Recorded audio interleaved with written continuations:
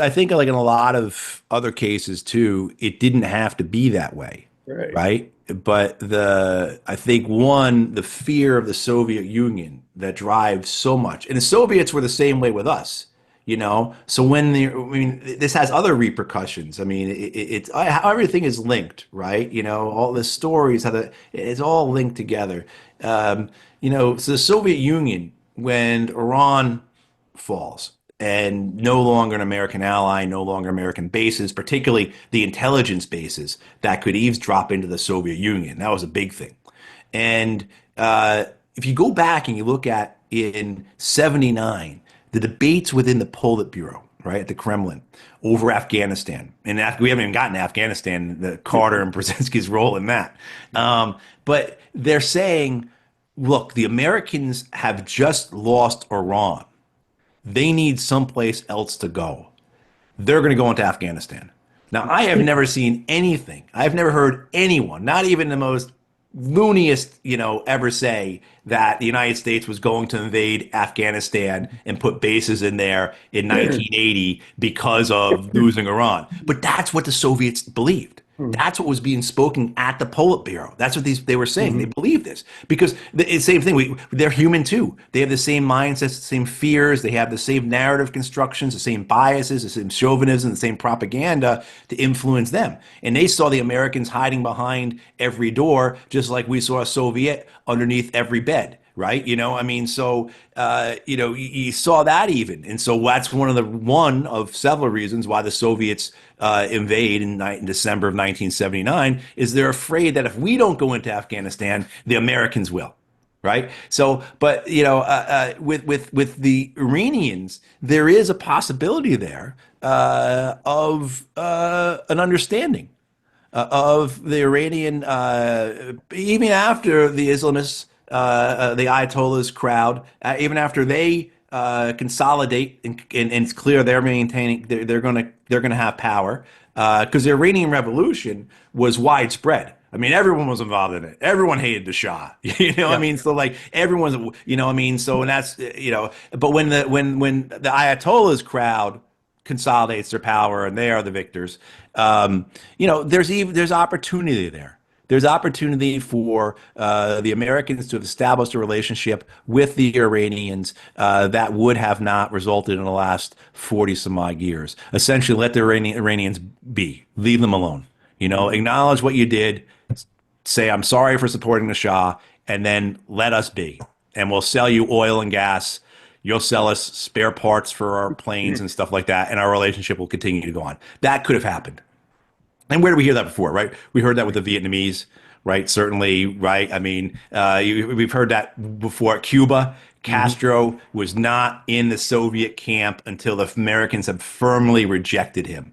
And it's this idea, it's an imperial mindset. For Vietnam, of course, it was the assumption of the French Empire into the American Empire, right? So this is why the Americans had that role in Southeast Asia. And so their interests became our interests, whether it actually mattered or not didn't matter. Just there are now our interests. Mhm. At Cuba, it was because you took out our guy Batista. And we're really on, and it's an affront to us. And the same in Iran, the effrontery, the offense, the impotence, the impudence of you know doing this. You know, if go back in time, imagine back in time, and the emperor has an affront like this, right? What would occur? Right? Mhm. So I just again, had this conversation exactly same with Julian Assange. Why was the American empire so vicious? Why did they hate Julian? Why did they hate Chelsea Manning so much? Because of the affront, the offense, and he's right? setting a precedent. He said it was setting a precedent as well too. If he That's gets what away Cuba with it, did. oh Yeah. my God, right? So If they what can get would away with it, who's next? right. And so what would the empire in olden times do? What would the emperor say in olden times, right?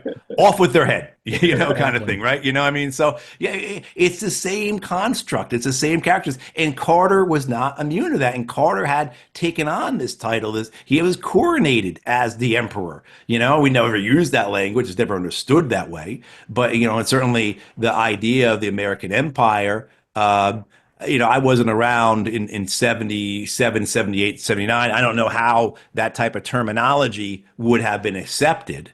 maybe more because it was such a bipolar U.S. versus Soviet, and maybe it's spheres of influence and things like that. But certainly, military empire is the right way to describe it, and it remains so. There's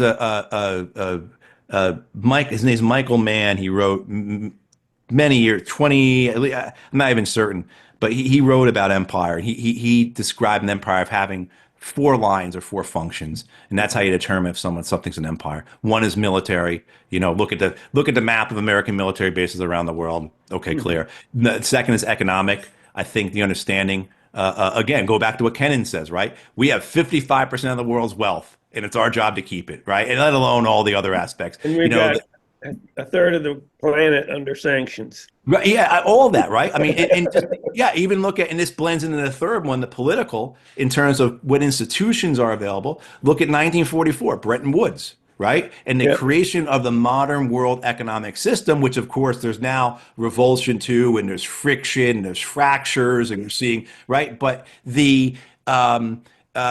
you have there is the establishment of an economic world order to ensure the primacy of the United States, to ensure American economic hegemony. And then you have institutions created like the IMF or the World Bank, right? Then you get into the political aspects. That's also blends into the political aspects of empire. And the fourth one, and this is what Mann says is the most important, is the ideological, right? Is the religious, is the theology of empire, as is described by another author, Marc Croissant, who wrote a great book called God and Empire. Particularly folks who are religious or interested in religion, understanding that structure there between religion and empire.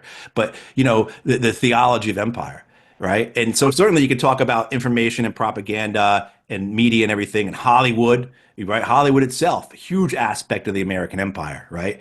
But just with the theology aspect of it, leader of the free world, right? That says it all there, right? I mean, that's an imperial structure in itself. And, getting back to Carter, that certainly was an aspect of the Carter administration, their role as the leader of the free world in terms of that conflict with the Soviets, but also to maintaining the empire that he inherited, his obligation as the president or as the empire to do so. I would say, just quick, because we should talk about Afghanistan. Afghanistan was very complex in the 70s. For 40 some odd years, it was ruled by King Zahir Shah. The king ruled to 73.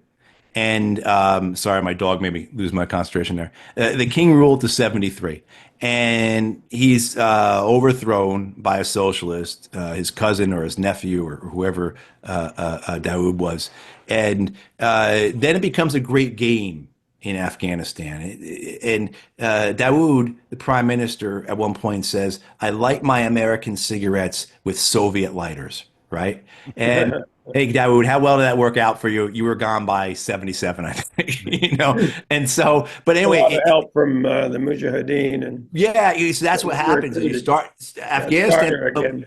Yeah, Afghanistan becomes a great game, becomes this battleground for American and Soviet interests. And of course, Indian and Pakistani interests are overlapping as well. There's Iranian interests in there, right? It's a crossroads. It's kind of like what you see with Syria. Right now, you look at Syria, and you've got Iranian, Qatari, Israeli, American, Russian, Turkish, of course, right? I'm probably forgetting other interests. And why? Because Syria is a crossroads where it's located, the overlapping of interests there.